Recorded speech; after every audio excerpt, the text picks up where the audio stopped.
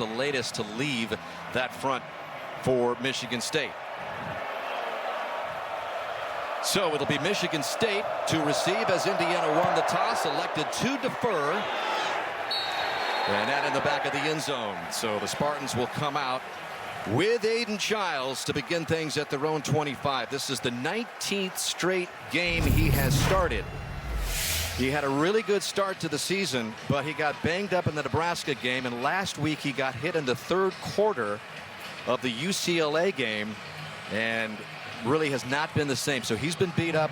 We might see Alessio Milivojevic, his backup, the third series or so. That's exactly what the coach has told us, but that could have changed by game time today. We will see.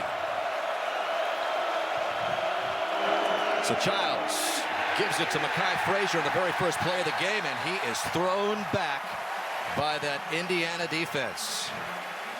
So you got Childs at quarterback, very talented, and then he's got some weapons to go to, namely Nick Marsh. He's one of the best receivers in the country. He had 7 catches in the loss to UCLA last week. And then up front, we've talked about a mix of guys up there. Redshirt freshman Rustin Young is at the right tackle position, making his first career start. So a loss of 3, 2nd and 13. Childs just flips it over to Frazier. And this is not much happening at all. No gain, going to bring up 3rd down and long. Devin Boykin on the stop for Indiana. And that's something we anticipate from Michigan State a lot in this game. You mentioned they're banged up on the offensive line. They don't like the matchups up there. A lot of screens. You know, Curt Cignetti talked about fast, physical, relentless. We're seeing that already by this defense. It's a swarm of red. They're all over the place. Indiana defensive coordinator Brian Haynes and his team has been very impressive. Indiana has been very balanced on both sides, offense and defense. Some of the highest rankings in several categories in the country. Childs needs 13, and a wide open man he's got across the 40, Omari Kelly. So that was a big pickup of 19 on 3rd and 13. Let's start up here. That offensive line we just talked about. This is 3rd and extra long situation. The protection is clean for Childs. And here comes Kelly on the big in cut. He could have made a ham sandwich in the backfield. Delivers a strike. Hard to make 3rd and 15 in college football. Big first down for the Spartans. That's a good sign for this offense. By the way, Michigan State has scored on its opening possession 5 of the 6 games they've played, so they've gotten off to good starts. And this is another good carry by Elijah Tolliver, who gets close to midfield. Gain of 6, brought down by Lewis Moore. Indiana defense, we mentioned, is good. Leader of that defense is the leading tackler and one of the many who came over from James Madison with Cignetti, linebacker Aiden Fisher. And on the back end at corner is a guy by the name of D'Angelo Pons. He's 5'9", 173 pounds, who Cignetti calls my best football player. 2nd down and 4 from its own 48 on the opening drive for Michigan State. And they've got another first down, and it's Tolliver. And they're getting some good chunks now. They sure are. Controlling the line of scrimmage. A lot of injuries up front. This is a zone play. They go this way, stretch and cut. Really good job. You can put this thing on the clinic reel here. See how he stretches it, finds the crease. Love how Tolliver's getting north and south. Tell you what, you make the big conversion on 3rd and extra long. Momentum is swung in this drive. Good gain of 9 there. And into Hoosier territory.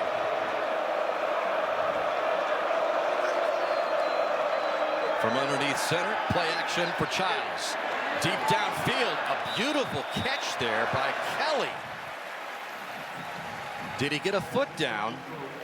Pons was on the coverage. No, he did not. It was a heck of a catch, a heck of a try by Kelly, but that'll bring up 2nd down and 10. But that's how Michigan State wants to play. Run it, go play action, and try to work the receivers outside versus man-to-man coverage. Just missed there.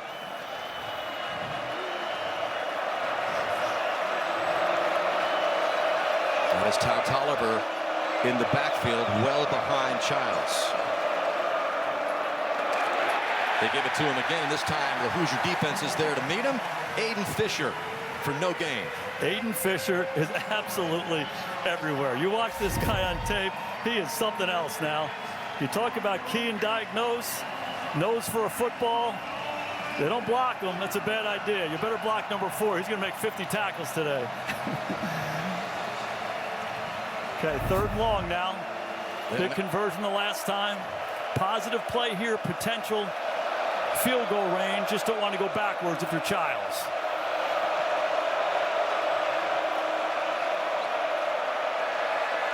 Childs pass complete. And it's close to the first down. Nick Marsh on the reception. They're on the ball. I think they're going to go for it. I think they're just short here, Hicksy.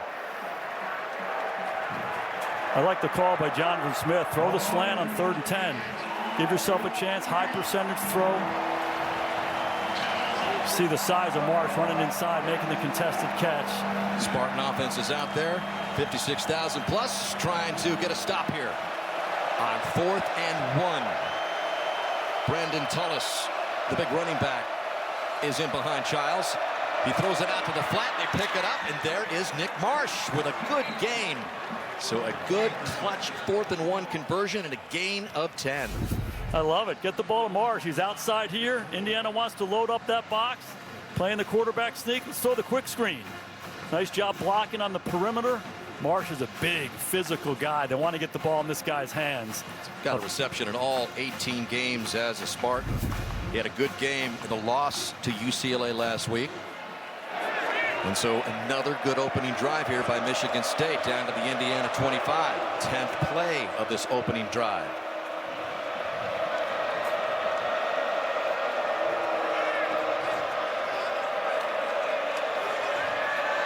Childs dancing around in the pocket, finally fires it down the sideline, incomplete. Omari Kelly was out there along with Amari Farrell for Indiana in coverage. You know, as much as Michigan State has struggled the past 3 weeks, you said it at the outset, Hicksy, they've been really good on these opening drives. They scored on 5 of 6 of these opening drives this season. So the big conversion on 3rd and 15, they come back, they convert a 4th and 1. This is hard to do. This is the number 3 ranked team in the country. And they've had a rough week. Putting it behind them, responding the right way, they're knocking on the door.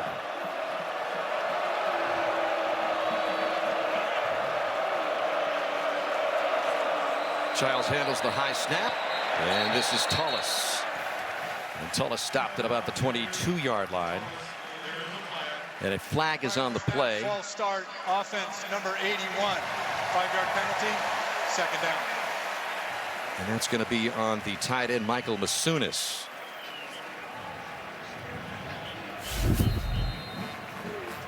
You see Masunis right here. Again, crowd noise when you get down close to the red zone. There's fans all over the place. Interesting. So 2nd down and 15 has it all the way back to the 30. Mekhi Frazier is back in there alongside Childs. And Childs goes out to Frazier, and the pursuit is right there for the Hoosiers. No gain. Boykin on the stop. Hicksy, when you watch this Indiana defense play, they just play the right way. Watch the number of red shirts sprinting to the football. It's a clinic reel. They try to throw a little swing route, and then red shirt, red shirt, red shirt. You talk about leveraging. Leverage means force the ball back inside, and when you do that, you're going to get hit pretty hard. Defensive linemen, linebackers, safeties, knocking the heck out of Frazier. So another 3rd and long for Michigan State. See if they can pick up this one as well.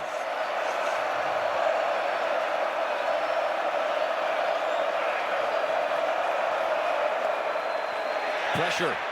Childs is able to get rid of it, and he's got it to Tullis, and Tullis is down to the 20-yard line. Still short of the first down by about 5 yards, so it'll bring up 4th and 5. Here's Mikael Kamara right here. They're going to let him rush in these situations. Come get the quarterback. The back bluffs him. Get those big linemen out in front. So a lot of screens early on in this ball game. They recognize the mismatch they have up front. Really like the offensive coordinator, Jonathan Lindgren's plan so far. Field goal unit on the field for Coach Jonathan Smith's team. Martin Connington, who's only missed 1 field goal this year, and that was a 56-yarder. Snap is good. Hold is good. And Michigan State again scores on its opening possession. Exactly what Jonathan Smith needed after his team has come in here on a 3-game losing streak against the 3rd-ranked Hoosiers. Michigan State 3, Indiana nothing in the early going. Tonight, don't miss an all-new Saturday Night Live with host and musical guest Sabrina Carpenter. It's all new SNL tonight. Watch it live coast to coast on NBC and Peacock. Now the meeting between Michigan State and Indiana, and the Spartans striking first on their longest drive of the season, which took up 6 minutes and 53 seconds. And Childs looked pretty good there. He sure did. This guy is a really talented guy. He looks the part, can beat you so many different ways. Good to see him back out there healthy. This is Connington's kick, headed into the end zone as Henby was back there to receive. And we will get our first look at Fernando Mendoza and the Indiana offense. Mendoza has just been electric since transferring from Cal after a couple of seasons out west. The 17 touchdown passes, ranks 4th in the country, and he's got some Heisman chatter that is revved up because he's been so good as he guides this Indiana offense, one of the highest scoring units in the country. And it'll be Mendoza with a plethora of weapons, mainly his big wideout Elijah Surratt and his featured back Roman Henby. And they come into the flats to Henby, but the Spartans are right there, and that is a beautiful tackle in pursuit by Jalen Thompson. Yeah, the Indiana offense, we mentioned Surratt. Big target there for Mendoza. 7 touchdown receptions by him. That is tied for 2nd in the country. And up front, center Pat Coogan, the Notre Dame transfer, is the heart and soul of the offense, according to Mendoza. Vocal leader up there, having been the center all the way through the national championship game that Notre Dame played last year. 2nd and 12 after the loss of 2. Mendoza to the air for the first time. And that is a short gain there. It's complete to Henby. Maybe a yard. Joshua Eaton, the corner, on the stop for Michigan State. Hey, first 2 snaps here for Michigan State on defense. You know, Joe Rossi, their defensive coordinator, after last week's performance, challenged these guys. You weren't playing hard enough. There wasn't enough energy. You weren't physical. Tell you what, first 2 snaps pretty good. Pass was incomplete, they're saying to Henby now. So on 3rd and 12, see what the Hoosiers can do in their first 3rd down and long test. Mendoza hangs in the pocket, delivers a strike. And that pass is complete to Jonathan Brady for a gain of 16. So Mendoza with a nice conversion. Starts up there. The offensive line, these 3rd and extra long situations, keeping the pocket clean for these quarterbacks. Mendoza, 6'5", pure pocket passer, throwing the in cut to Brady. Big time conversion. 6'5", 225 pounds. That's why the NFL scouts love him. And that's why there's been a lot of chatter that Mendoza might be not just a first-round pick, but the #1 guy. This pass completing the flat to Omar Cooper at about the 45-yard line. Gain of 7. Just a lot of different weapons for Indiana. Mendoza running the show, but they like to run the ball with Henby. We're going to get a chance to see Surratt. You see these different receivers stepping up, but it really starts up front. You mentioned Pat Coogan, the center. They control the line of scrimmage both in the run game and the pass game. Comfortable environment for Mendoza to play in.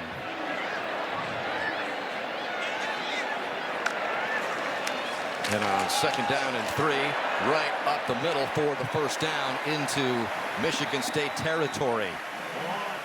Gain of 6. Michigan State defense has been giving up a ton of points. There's Jordan Hall. He's the leading tackler and the captain of the Spartans. And in back, there's some good experience at both corners. Joshua Eaton is a 6th-year transfer who will help try and slow the Hoosier wideouts. So 1st and 10 from the Spartan 48.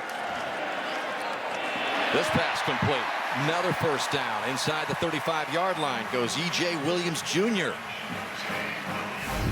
Yeah, and this is how they play. Okay, go 4 by 1. Get all the receivers over here and come back and throw a slant back into the boundary. E.J. Williams, a big target, wins inside. Mendoza on the money one more time.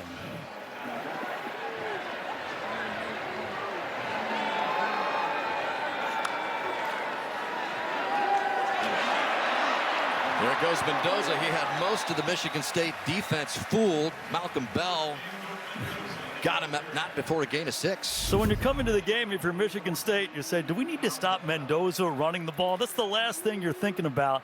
But every so often, he'll pull the ball. There'll be a quarterback draw, and just enough times to keep you honest. He's a big guy. He's sneaky athletic. He says he models his game after Tom Brady. Don't we all? And Dixie? that's a good model to go by. I modeled my game after Brady. We were watching film, and you actually said that he reminded you of Tom Brady, even before Fernando told us that.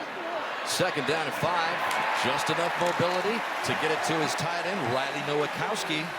And that's a gain of 8, so this Hoosier offense is suddenly revved up. Yeah, Hicksy, it's a dangerous conversation to ever mention arguably the greatest player ever to walk in the same sentence with anybody else, but the stature. Well, he wants to be like that. Yeah, we all do. The stature of this guy, 6'5", pocket passer, clean stroke, good decision maker, all the things that Brady did better than anybody who ever played. He's a good model.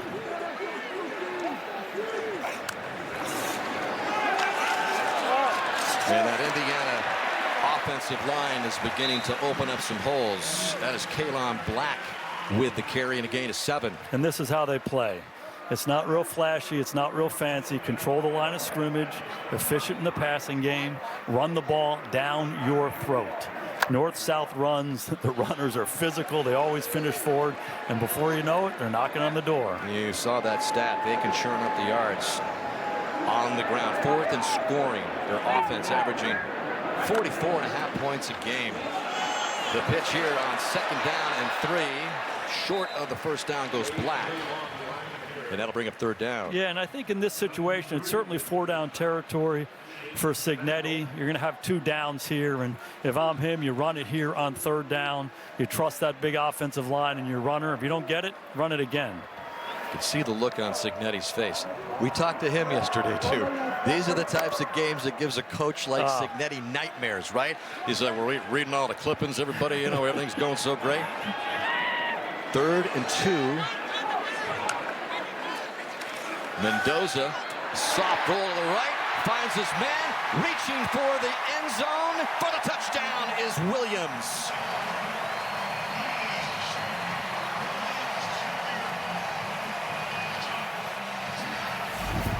This is what Mendoza does. It's a sprint out. You're going to have a guy in the flat and then a guy sitting right here. The flat's the first read. They cover him. He comes right back inside seamlessly. Bang! Right on him. Puts it right on EJ's face mask. Make sure he gets across. I don't think there. Oh, maybe the elbow before the ball crosses. The ruling of the touchdown is under review. It has to be clear and obvious, though, doesn't it, Hicksy? We'll see it. Looked like that's going to be very hard to turn over, but we don't have the shot right down the line. Reg, what do you think? His elbow's down, but there's no telling where the ball is in relation to the goal line. Based on what we've seen, this should be upheld. These views are fantastic, but they don't give you that shot down the line that the officials need. You got to start piecing it together. That's hard to do. Look at the right elbow. That is down there. My intuition is he's short, but I don't know if we have evidence enough to overturn it.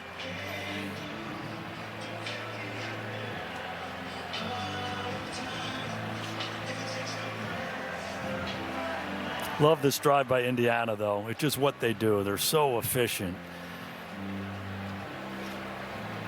One more shot of Williams. You get the sense that he's a little short there. Elbows down. I'm not so sure the ball's across, but without the shot right down the line, it's tough to flip it over. We'll see. We got the Jeopardy music going, Hicksy. It's at every stadium. The ruling on the field is upheld. Touchdown. Just like we thought. So it's an 11-play, 75-yard methodical drive by Indiana to take the lead with 2:40 left in the opening quarter. So a couple of good drives by both teams, scoring on their opening possessions. And Niko Radicic comes in to try to make it a 7-3 Hoosier lead. Got it. So Indiana doing what it does under Curt Cignetti. Grind it out up the field. Opening drive. Mendoza has his 18th touchdown pass of the year.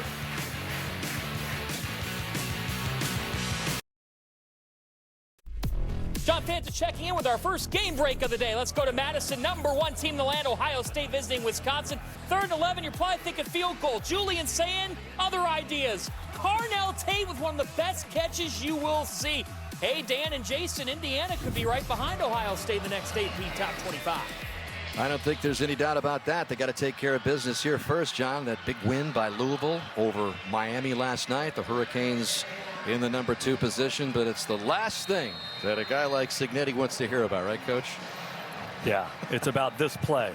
Forget the last play. Certainly forget what anybody else is doing. Rip the rearview mirror off. I mean, there's been so much hype after snapping Oregon's 18-game home winning streak last week at Oregon. 17 straight conference wins. He put an end to that, beat the defending Big Ten champs. And we are in Hoosier basketball country, but this is a different kind of 3 we're talking about. The Hoosiers ranked 3 in football, highest ranking ever. Last week, they beat Oregon at Oregon, and that was Indiana's first top 5 win since 1967. And in the 2 seasons under Curt Cignetti, there's kind of in a Gene Hackman-like pose there. Norman Dale. Indiana is 17-2, the most wins in any 2-year span in program history. It is hard indeed to compare it to any other short-range college football turnaround. This is Brandon Tullis and Michigan State with a 5-yard gain to start off their second drive of the game. Michigan State doesn't care about any of that stuff. They got to focus on what they're doing, and from an offensive standpoint, they got to feel good about that first drive, and they're going to try to take pressure off of their offensive line throughout this game. One way to do it is try to hammer this Indiana defensive front running the football. Also just get the ball out of their hand. They did a good job on the first drive. Let's see if they can maintain that.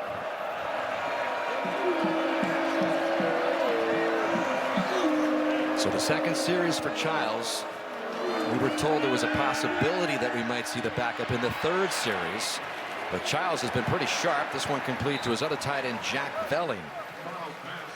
And a gain of 2. 3rd and short situation. You're back in your own territory, obviously, but it's about 1 yard.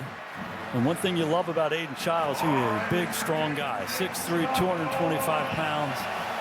You've seen him run some quarterback sneaks in these situations. Indiana's going to be loaded up. But remember, on the 4th and 1 earlier, they spit the quick screen out to Marsh. See how they respond. Less than a yard for Michigan State. And this is one of those design runs by Childs, and look at him show his quickness there to quickly skirt out to the outside when it looked like he might get caught behind the line of scrimmage. Gain of 8, Childs turns it into. Wow, quarterback run, you gain a guy. Watch this run by Aiden Childs. He starts over to the right-hand side, and we talked about the zone run game when you cut back. You anticipate your running back doing that, not necessarily your quarterback, but again, 225 pounds, fantastic athlete. 4-star quarterback coming out, went to Oregon State first, came here with Jonathan Smith, the head coach. A lot of talent right there, #2. He was electric early in the season, especially in that double overtime win over Boston College. When he's healthy, he can really turn the game around. Childs lofts this one up. Nice pass complete to Krishan McCray. D'Angelo Pons was in coverage, but not before they moved the chains again. Really efficient here, and it starts with the running game, and then you go play action. You find McCray up the sidelines, and it looks like they're playing with some confidence. Looks like they're coming in here kind of cutting it loose a little bit against this Hoosier defense.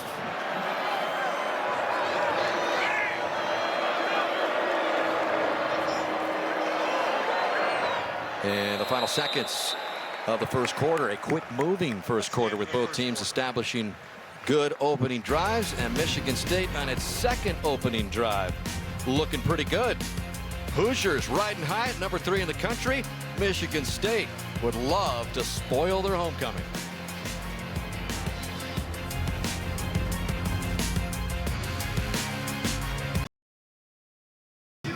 Overcast skies at Memorial Stadium as aerial coverage is brought to you by T-Mobile. End of the first quarter, Michigan State with we're trailing, I should say, 7-3, and Jason, this looks like a lot different Spartan team that has lost 3 in a row coming in here. Yeah, if you're the head coach, Jonathan Smith, you're really pleased coming in here. Number 3 team in the country. You drove the ball right down the field on them. You made them work coming back the other way on offense, but now you're driving again. And more importantly, there's a spirit to this team today. They're competing. They're fighting. They got some guys back on defense. That certainly helps, but they're just playing with a different mentality and a mindset.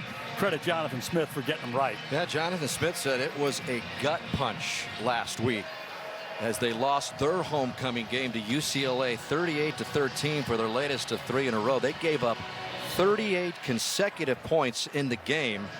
Jalen Berger, the UCLA running back, after the game says, I thought they gave up in the 3rd quarter and didn't want to play anymore. So there was some pretty harsh words thrown at Jonathan Smith's team. The film was bad, Hicksy. It was bad. The effort, the hustle, the fight, the determination, and that's not what Jonathan Smith's programs have been all about. So it was a wake-up call this week, and they've responded the right way. No, the heat has been turned up in East Lansing, that is for sure, but they can turn it down with a good showing here today.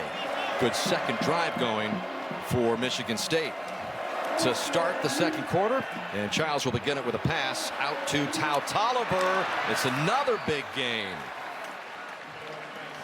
Tau Tolliver has been a big part of this offense. Gain of 23 yeah, there. Huge part of it. Play action, throw the screen to the back. One more time, all the red shirts chasing Childs, a big convoy out in front. Tau Tolliver knows what to do. Look at Childs in the pocket here. He's taking a hit here, but getting that ball out. They've run a half a dozen screens already. Big part of the plan. Indiana has to adjust to it. They have to understand he's going to try to get the ball out. Maybe slow down that rush a little bit. More control.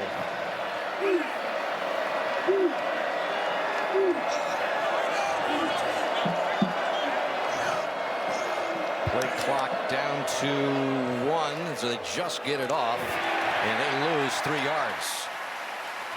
Mikhail Kamara got in there behind the line of scrimmage. Let's check in with Zora. You all mentioned the spirit of the Spartans. Michigan State really wanted to improve its energy and demeanor on the sidelines this week.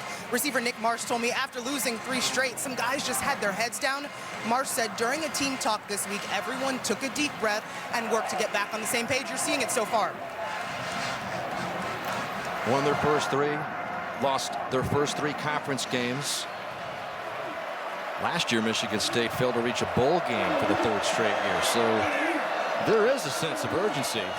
2nd and 13, Childs trying to tightrope his way down the sidelines as Nick Marsh, gain of 9, sets up 3rd down. Yeah, like the decision by Childs. You get a single outside to Marsh, give him the ball. Now it's 3rd and manageable.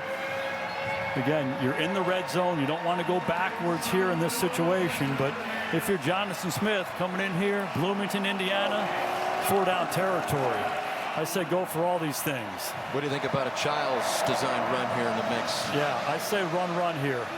Looks like they got their big people up there. It's going to be run inside or hard play action pass. Childs under center. That is Frazier behind him. And he gives it to him. And Frazier going to be tough. Stop short. That'll bring up 4th and short, about a yard. Hosea Wheeler in on the coverage there for Indiana. Something I'm really impressed so far in this game on both sides of just how physical the fronts are, how physical the runners are, how physical the tackling is. Okay, now we're inside a yard. Still got the big people out there. Remember earlier when they went for it on 4th down, they loaded it up. Childs threw the quick screen to Marsh.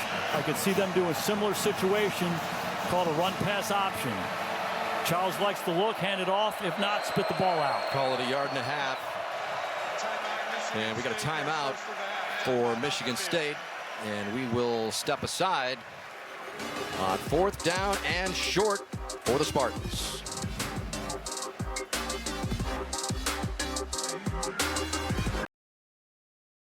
Coach, all 4th downs not created equal. Yeah, 4th and inches is the same as 4th and almost 2. They call it 4th and 1. Well, it's not the same. This is almost 2 yards here. I still like the call to go for it here just because you have Childs, who's such a threat in the quarterback run. You can give him a lot of options. If you like the look, you can hand it, you can run it, maybe you can spit the ball out. I bet he hands the ball off here based on look he's getting from Indiana. Here comes pressure. Indiana showing it. Childs going to keep it, and is he going to get there? I don't think he did. He tried to reach for it at the last second. Isaiah Jones was in there as a lot of red jerseys came in there and converged. Fast, physical, relentless. That's what Signetti wants. It's a hit. It's a turn. There's a reach right there. Reached, no doubt. I think it's a first down. And they gave it to him. I like the call. They were showing a shell look, and then they brought pressure, and Aiden Childs ran right into the pressure. Ran over Bones Jones, extends the ball, first down, knocking on the door. Big down, big time fourth down conversion. Ball at the 16 now. As Childs was able to just reach across and move the chains, keep the drive alive. This time it's going to be a loss for Brandon Tullis. Pixie, when you watch the game, watch it from the side. When you see the red shirts knocking the white shirts back on a consistent basis, it's going to be tough sledding. And here's the example right here. Watch these guys get up the field. It's just hard to run. The penetration, the get off, they're moving the line of scrimmage back 2 and 3 yards. The runners don't have a chance. Second drive of the game for Michigan State. Both teams scored in their opening possessions. Indiana with a 7-3 lead, and another impressive drive by the Spartans. Second down and 12 then. Childs stands in, drifts to his left, flags in the backfield. Childs has some running room, gets flipped inside the 10, but we'll check on the flag. That's what Childs can do. You're probably going to get a holding penalty here. Holding. Offense, number 58. 10-yard penalty. Second down. And the hold is indeed on the left tackle, Connor Moore. Yeah, the veteran. It's a double-edged sword. A quarterback who can run and extend plays. It certainly helps the offensive line, but sometimes can hurt him. You never know where he is. Wyatt rushing inside. You see that left hand grabs the pad, pulls him down. Easy call for the official. Nonetheless, Michigan State putting together the 2 longest drives time-wise on the season against Indiana. So that is a good sign for Michigan State.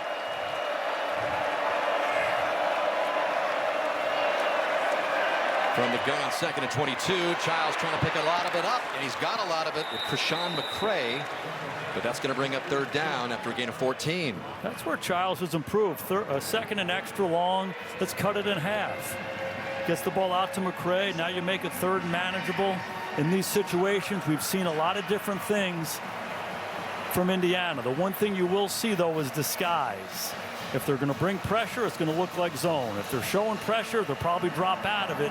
Childs has to be good after the snap, figuring out what Indiana's doing. They were good early on the third down conversions, but they'd missed the last 3. Showing man-to-man. Childs, quick drop, pass complete, first down and more. How about a touchdown by Nick Marsh?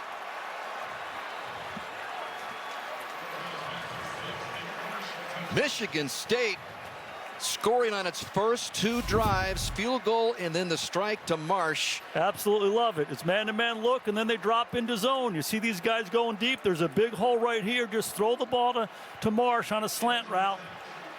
Big crease inside. Too easy. Marsh with his 5th touchdown of the season. And Michigan State grabs the lead back. Connington to make it a 3-point lead for the Spartans. First drive was just under 7 minutes. This one went 8 minutes and 18 seconds. Aiden Childs looking good in the first 2 series, connecting to his favorite target, Nick Marsh, for Michigan State's first touchdown of the game.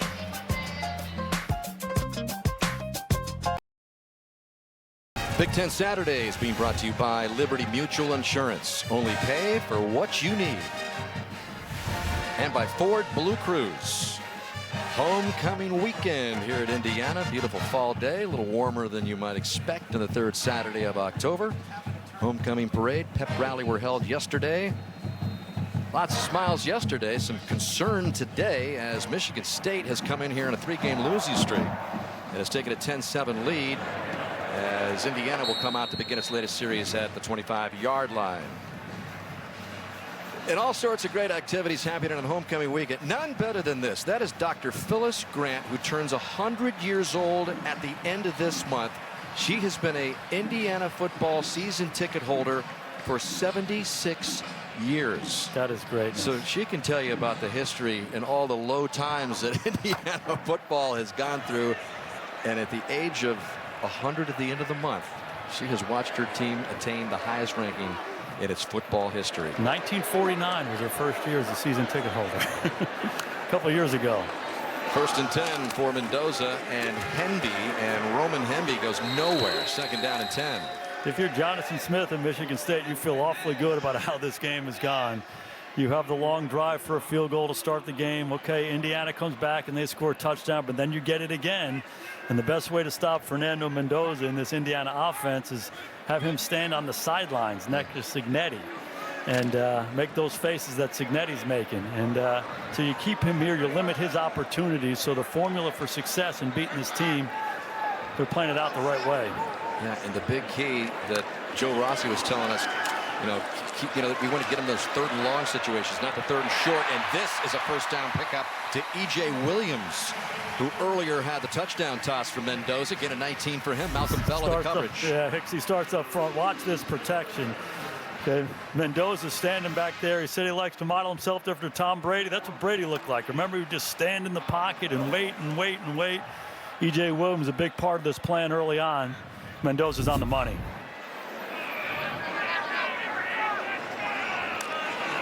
First and 10 from its 44. And they've got him in the backfield. Hemby for a big loss. And that is Quindarius Dunnigan. Again, this Michigan State defense was challenged by their defensive coordinator, Joe Rossi. Watch him right here on the end. He slips the tackle inside and then just gets up the field. So now Indiana behind the sticks here, 2nd and extra long. Look for Mendoza to try to find a high percentage throw here to make a 3rd manageable. Rossi's defense ranks in the bottom 5 in nearly every statistical category in the Big Ten Conference. But his team has been playing with a renewed enthusiasm. This is a nice dodge of the tackle by Nowakowski, who goes up the sidelines for a huge gain before Malik Spencer finally upends him after a gain of 38. If you're asking me one guy who embodies this Indiana football culture is this guy right here, Riley Nowakowski, 6'1" tight end. He does all the dirty work, doesn't always look the part, gives him a hip, takes it away, getting north and south and finishing the run. Big time conversion by Indiana. All the way down to the Michigan State 24. Mendoza with a deep drop, complete to Surratt. Surratt with a move, gets to the goal line for the touchdown.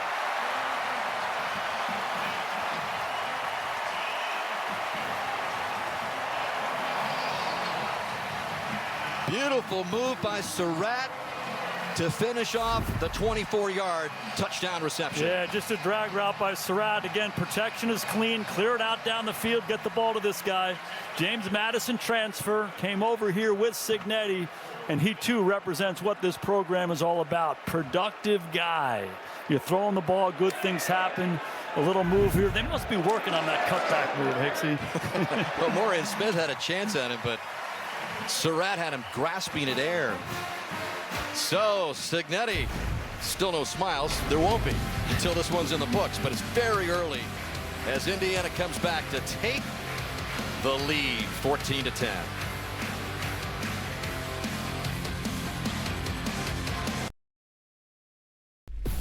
Let's check back in on that top 10 SEC showdown in Athens, Georgia, with a 3rd and 8. Gunner Stockton to an all-name team member. Lawson Lucky's there for the score. Dogs go up 3 on Ole Miss. Dan and Jason.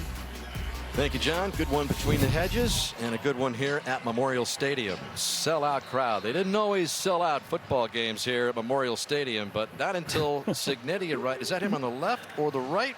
How good is that? Oh, I got the look-alike there. He's got the cards, the whole thing going. Imitation, finest form of flattery. That's right. You know you've made it when you've got the students or people in the stands imitating you. He's got to, he's got to get all those one-liners that Cignetti has made famous, right? Cignetti is priceless now. We had such a good meeting with him, and I can't tell you how impressed I am. We laugh about the Google me, I win. He does win. IUP, Elon, James Madison, everywhere he goes, he turns it around. And not only does he turn around, he turns it around in year 1. And this transformation here of the Indiana football program is historic. I love the guy.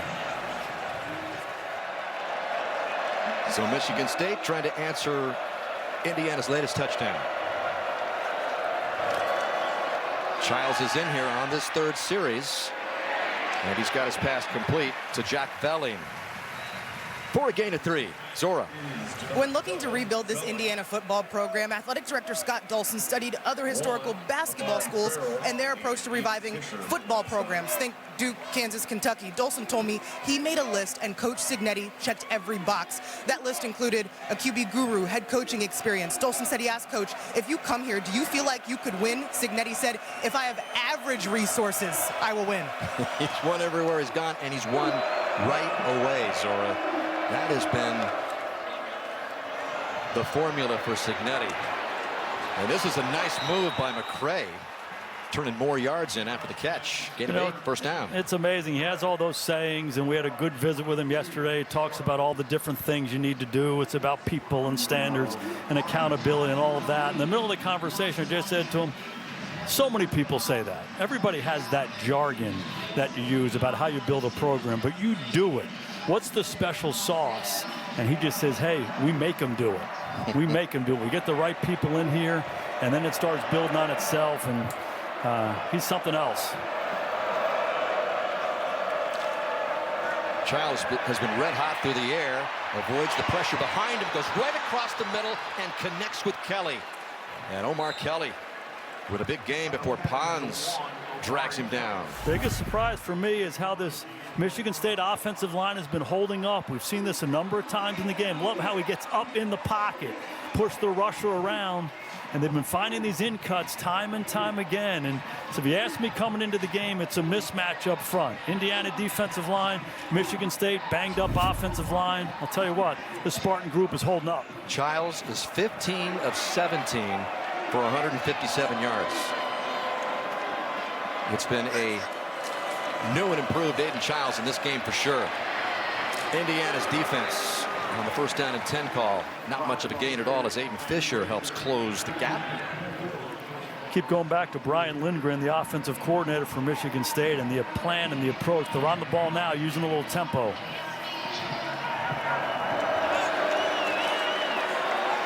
Childs avoiding the pressure. Pass is complete to Mekhi Frazier. And he maybe gets a couple. And that'll bring a third down. Yeah, continuing to attack different ways, and tempo is a big part of it. Get on the ball and get Indiana on their heels. You get it back to a 3rd and reasonable. It's about 3rd and 7 right now. And again, the big thing against this Indiana defense is disguise. Whatever Childs sees initially, he's not going to get it after the snap. So he has to be smart, see what they're doing after the snap, and be a good decision maker. They need to get to the Hoosier 31. Show them pressure. I bet they back out.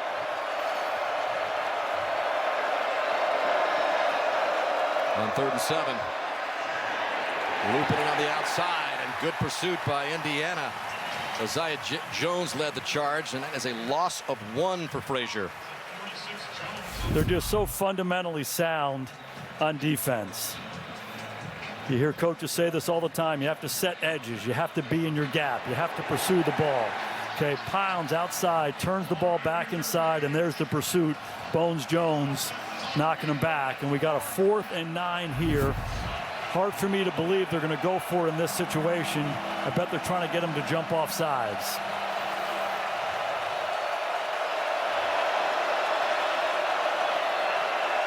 Quick kick. That's it. Childs just got to step back and just boots it, trying to angle it, and it goes into the end zone. Nice job by Childs. Just kind of pushed it out there, but it goes into the end zone, and we'll see Indiana's offense when we return. Another great day in college football as we take a look at our upcoming schedule presented by Liberty Mutual Insurance. Tonight it's Penn State versus Iowa, 7 Eastern time, streaming only on Peacock. We know they've got a new interim coach as they search for a permanent guy. And then it's one of the great classics in college football. USC Notre Dame, huge stakes on the line at Notre Dame Stadium, 7:30 Eastern time on NBC and Peacock. Little threat of weather we understand in South Bend. We have a band of thunderstorms off on the edge of Bloomington, but so far so good here as Fernando Mendoza, who played for Cal for 3 seasons before transferring over here to Indiana and having Signetti kind of fine-tune his quarterback skills. He said it's been an absolute pleasure to have that kind of coaching. And he starts off this drive with a beautiful pass to Omar Cooper. 24 yards from Mendoza to Cooper. Just love Mendoza's calm and poise in the pocket, and when you block these guys up front as well as this offensive line does, it's a real comfortable environment. But they're a disciplined team, very good route running team. The timing, anticipation, watch where the ball gets located time and time again. It's always on the face mask. He loves throwing to Cooper in the slot. Had a good visit with Mendoza. And he said one of the things that Signetti worked with him, especially when he first got here, was footwork. Signetti said he needed a lot of work on that, but he's cleaned it up. This pass complete to Cooper. And for a gain of 2 as we've reached the 2-minute timeout of the opening half. Quick moving first half. Indiana getting a test here from the underdogs, Michigan State, leading 14-10.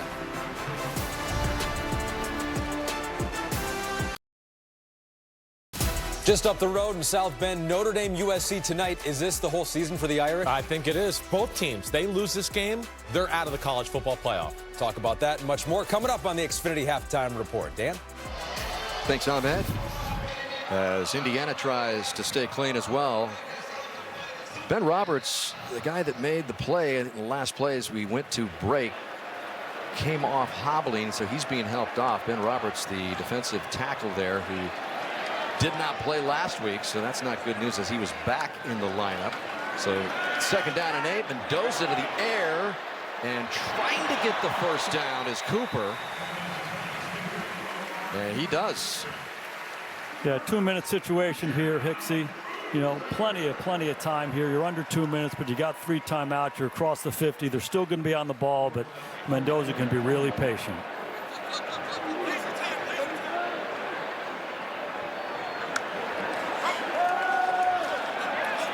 Mendoza standing in there, buying a little time. And then throwing to the sidelines, incomplete. Intended for Nowakowski. That was Malcolm Bell who put a hit as the ball was arriving. Bell did a good job keeping his eyes on the quarterback, coming off of his receiver and then going to make a play and knocking it out. And you see where Mendoza is so much more comfortable in the pocket than he is out in space. A couple of experienced corners for Michigan State. We mentioned Joshua Eaton at the top. Malcolm Bell, graduate transfer from UConn, started the last 5 games. Very experienced in that secondary. And we've got a timeout called by the Hoosiers.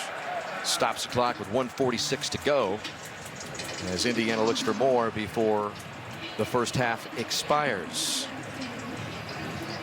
So we're going to take a break and be right back to Memorial Stadium where the Hoosiers up by 4.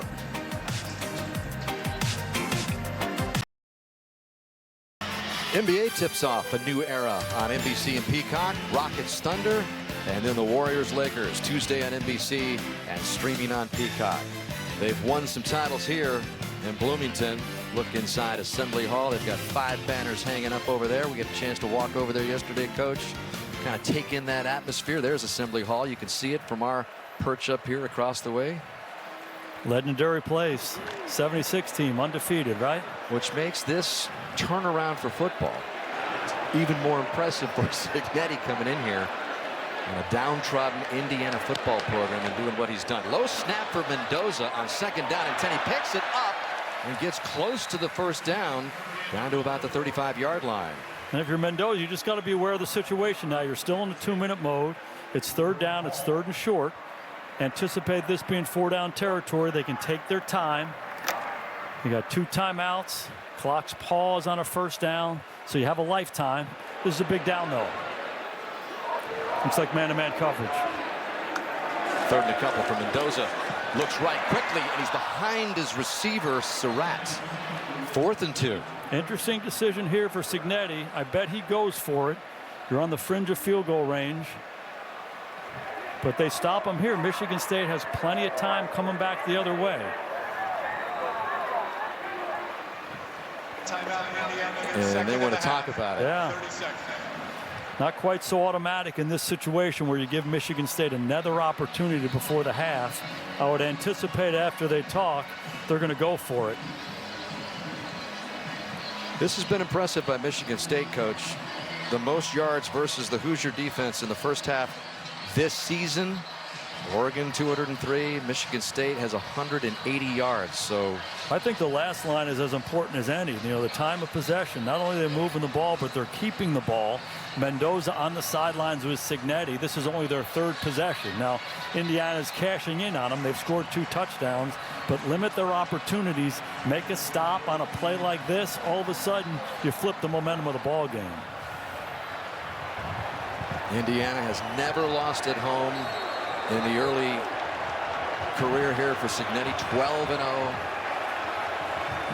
And trying to keep this drive alive late in the first half here with a 14-10 lead over Michigan State. A 4-touchdown underdog. Looks like man-to-man. Kalen Black standing next to him will provide some blocking for Mendoza. He's going to try to pick it up through the air, and he does. He's got Cooper for a gain of 7. Clutch play. Okay, now they're on the ball. Clock will pause. Ball came out a little funny. Cooper finished it. Right up the middle. Big gain. All the way to the touchdown goes Black. So they pick up the 4th down, and then Black takes it 29 yards to the house.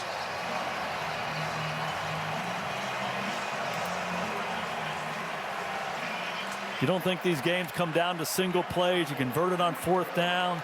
Tell you what, this Black, he comes in this game. Every time he touches the ball, he seems to make an explosive play for Indiana. Another one of those mini transfers from James Madison, where Cignetti had all that success before coming here to Indiana. And that is Radicic, who tacks on the extra point to make it 21-10 with just under a minute left. It's a great change of pace back for them. You mentioned it. JMU transfer. There's 7 of them. Surratt, the wide receiver, also from JMU. He scored the last touchdown. It starts up front. Line of scrimmage. The red shirts controlling the white shirts. And this Black has some juice and acceleration. The best runners have a burst through the line of scrimmage. See how he gets to the second level? The angles by the linebackers and the safeties, he runs right through them. He's a big, strong guy. It's a huge play for Indiana. 3 possessions, 3 touchdowns in this ball game. Cignetti cracking a little bit of a smile. A little wink. I saw the wink. And, well, there's the imposter. You got to work on that wink. The imposter's pretty good, though. You got to admit. By the way, whistle comes in or stops this play as the ball came off. Got some winds kind of swirling around there down with this weather on the perimeter of Bloomington. And there, as he was coming in, Brandon Frankie had to tee it up again. Here comes Cooper. He's going to hold it for him. This guy does it all.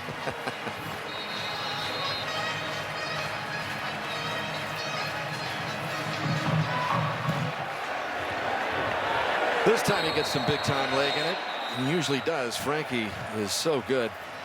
41 of 44 of just touchbacks into the end zone for Cignetti. Big opportunity here for Michigan State now. 59 seconds. You got 2 timeouts. You got to hold serve. You got to be able to drive the ball and get some kind of points going into halftime. And the way this offensive line has performed in their protection game, really impressive so far. I would anticipate them still using the screen game, whether it's screen games outside or screen to the back, to try to neutralize this Indiana rush. You saw a look at the ominous skies overhead Memorial Stadium. We've been lucky to get this whole first half in so far with 59 seconds left. So the threat of weather remains as Michigan State tries to put something on the board here. Childs with a nice look off goes underneath to Frazier. But Kyle Kamara on the stop there for Indiana. Gain of 4. Been pretty effective all day long. The screen game just to get the 2-minute drive started. Childs, quick drop, quick strike. Pass complete. First down to Nick Marsh. Looks like they might have spotted him just short of the first. I think we're going to get a third inside of 1 here. This gets a little tricky now because you got to convert this thing. Do not see this as 4-down territory at all. You're right, it is short. Guys on the far side were moving a little bit too early. Mechanics are big here. If you convert this thing, get back on the ball because the clock will pause once you make a first down.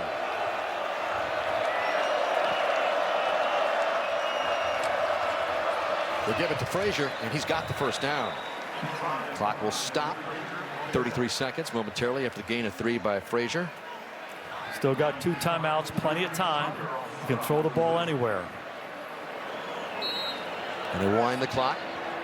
2 timeouts left for the Spartans. Down by 11.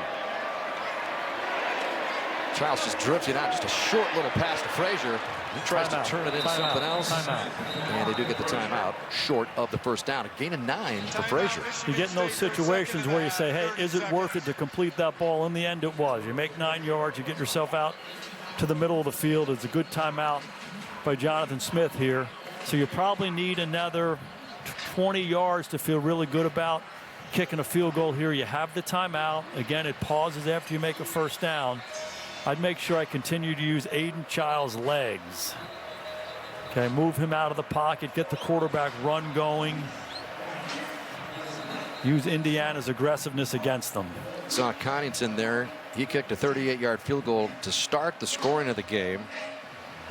And he's got a good leg. And if they were to attempt a field goal, it is downwind. But we'll see if it gets to that.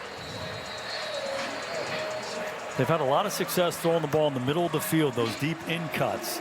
So if this offensive line can hold up, look for these receivers to work that intermediate area behind the linebackers.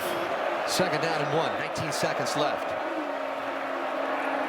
Childs surveying, pass complete, and it is a first down. Get on the ball. To Tal Tolliver.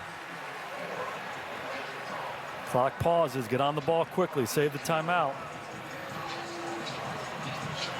I think he banged the timeout. Yep, they did. Right there is a great example of why Indiana is a good football team. The ball gets checked down, and they're just a sure tackling team. They just do an excellent job with the fundamentals of the game. How many times have you seen this? You throw the ball to the back, he breaks a tackle in this situation and makes a big play. Not this time. Pons, the corner, 173 pounds. Signetti calls him his best player. You come up, put it on the clinic reel. Get the runner to the ground, force them to call a timeout. Changes the whole complexion of the drive. Yeah, Signetti couldn't talk enough about Pons, what he's meant to this team.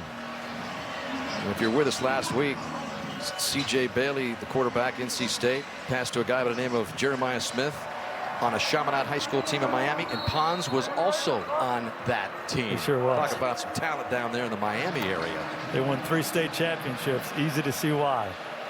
Okay, 1st and 10. More importantly, 12 seconds left. Michigan State out of timeouts. Use the sideline here. Get the ball out of your hand into the flat. Childs is in trouble. He's going to go down. Last thing that needed to happen for Michigan State. Let it go. And that is going to do it. That's Stephen Daly. Brian Haynes, the defensive coordinator, said Daly's arguably the best athlete they have in their entire program. Number 8, 273 pounds, split in the double team, just chasing them down. Tell you what, these guys know how to play football. Yeah, he calls fast, physical, relentless. That's how they play. Calls Daly a genetic freak. Let's go down to Zora. Coach, Michigan State came out moved. Your thoughts on Mendoza after you saw him for the first time kind of up close? Love him. Love him. I believe the hype. I think he's smart. He's a football guy. He's an excellent decision maker. He's big. He's sneaky athletic. Excellent arm. Consistent stroke. He's played awfully well. And we'll get a chance to see Fernando first as we check in with Zora. Yeah, Dan, Michigan State head coach Jonathan Smith said controlling the clock gave them a fighting chance in that first half. And so they're going to have the same approach in the second. One thing he really wants to work on is tackling and adding the run game to the offense. He really is impressed with Aiden Childs' efficiency so far. Thank you, Zora. Indiana trying to put together its 13th straight win at home under Signetti. And they start from the 25 with a 21-10 lead. And right to the air goes Mendoza, and a nice big chunk of yards. And they're going to mark him. Yep, he's going to pick up a first down. Surratt for a gain of 12. You know, we talked about the James Madison guys. That's where Signetti came from. And last year he brought 13 JMU guys here to Indiana. This year they got 7 guys, and they happen to be some of the best players they have. Surratt, awfully good outside, just the ultimate playmaker for their team. It's a lot of little plays, a lot of big plays. And this is a big play as Mendoza gets hung up there for a gain of 3. Made some good gains in the first half. We'll see what kind of running skills Mendoza displays in this second half. I was really intrigued to talk to Signetti about how he built this program, and a lot of transfers, but a lot of transfers from smaller schools. Productive players at lower levels came here, most of them from James Madison, but from a lot of other places. And he's been an architect of this program over the last year and a half. It's been impressive. Gain of 3 for Fernando. Second down and 7. Just shy of its own 40. Mendoza near side. Ball batted down. That was some close coverage there on Omar Cooper by Dontavius Nash. And the flag comes in.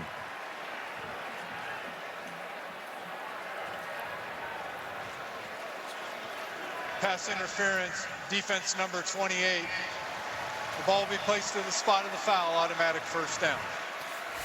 Cooper's an excellent route runner. You see him, he's getting separation coming out. Pretty easy call for the official. Whenever you tug that cloth, they're going to call it every time. But number 3 is a hard guy to cover in that slot. He just is quick. He's got excellent change of direction. Nash was out of position. Through the call. By the way, Ben Roberts, number 55, is back in the Michigan State defense up front there. So that's good news for the Spartans as the Hoosiers try to bang ahead here. That is Hemby maybe getting one. What's been really interesting to me about both these teams in the first half is very few possessions, long drives, but neither team ran the football very well. That's the 10th carry for Indiana on offense. They have not made a ton of yards running it, and neither has Michigan State. It's just the efficiency of each team's passing game. That's what's led these drives. Yeah, Hemby's been basically non-existent as far as a rush gainer. Down the middle, Mendoza's right on the mark for a touchdown. Omar Cooper Jr.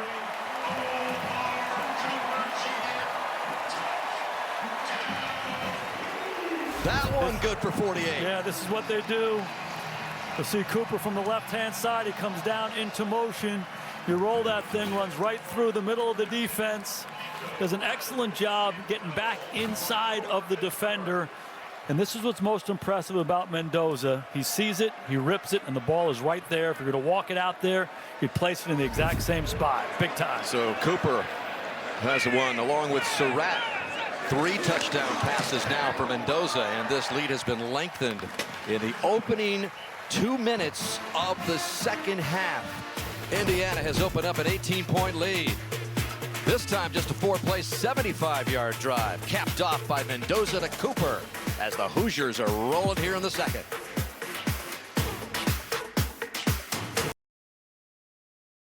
Big Ten Saturday is being brought to you by Genesis Motor America. Learn more at genesis.com. Big trophy game. It marks the 67th time Michigan State and Indiana play for the chance to hoist the old brass spittoon. And there is Curt Signetti hoisting it for the very first time with that win on the road in East Lansing last year. In fact, last 5 games in this series, the home team has lost. Indiana doing its part here to turn that around.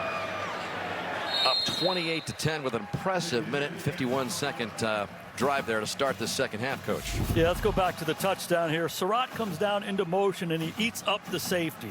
Safety gets out of the way. The corner, West, finds himself outside. That's what gives Cooper a chance to run up and run the post. It's really well done. Eat up the safety, get inside leverage on the outside leverage playing corner, and I'll tell you what, Mendoza sees it, rips it, and puts it exactly where it needs to go. You see the quickness of Cooper. able to shake and recapture that inside leverage and just run away from West. Big time. Beautiful pass there by Mendoza for his 20th touchdown pass of the season. So we'll see if Childs and company can come back. On his first series, Childs is hung up in there, tries to get a yard out of it, but that is all. Play never got off the ground as the protection just broke in on him. Yeah, easy to see the design there. Brian Haynes, the defensive coordinator. Let's start bringing some pressure, and let's start making this guy uncomfortable in the pocket. 20 out of 22 in the first half. Okay, we got to change this throwing platform. We got to make him work in the pocket a little bit more. Free rushers all around Childs.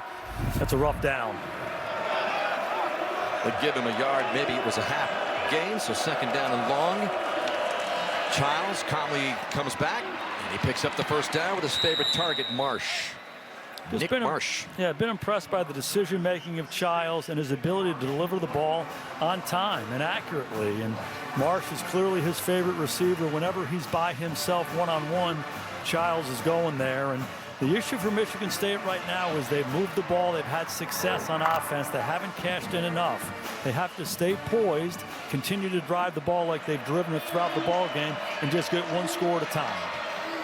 Catches racking up again for Marsh. He had 7 catches last week in a loss to UCLA. He's up to that same number. As Childs gives it to Elijah Tolliver. Gain of 1.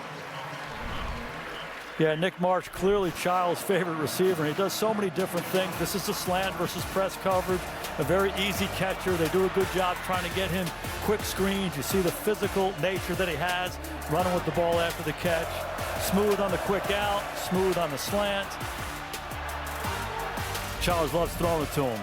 Marsh already 7 catches, 64 yards, and the touchdown. Childs. 2nd and 9. Pass complete. Near side. Tight end Michael Masunis.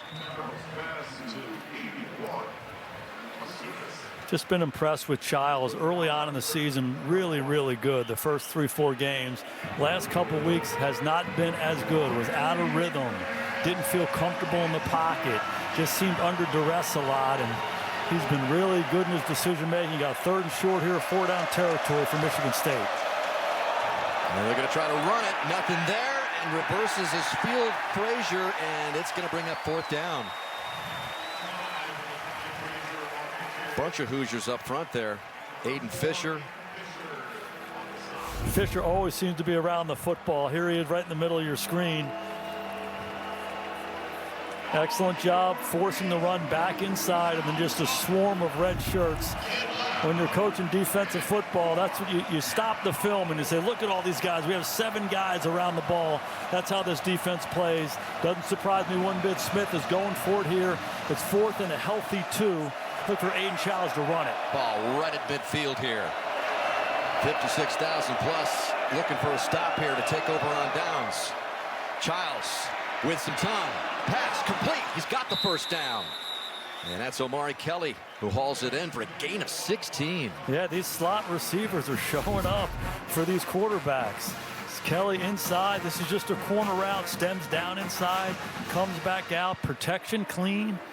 Childs comfortable out there and delivers a strike one more time.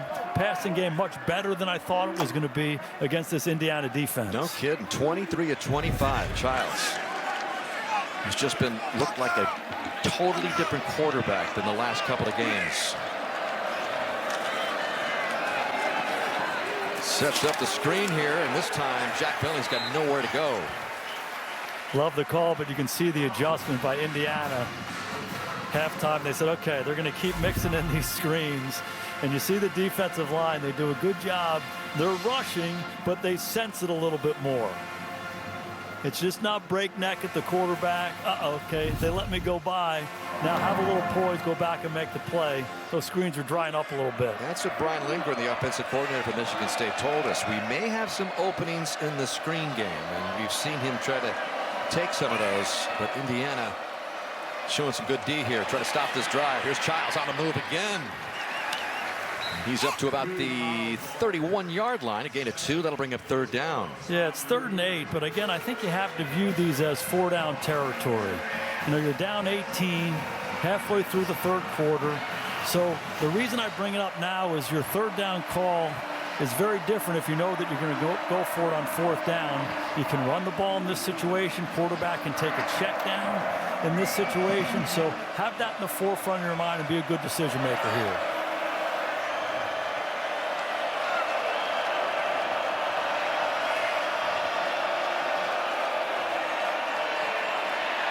Childs, Conley looking downfield. Pass is broken up, but a good play there by D'Angelo Pons. Showing some of those skills and impressed the coaches so much for Indiana. Yeah, Signetti said that Pons is his best football player. JMU transfer, came over from James Madison. He just has a knack.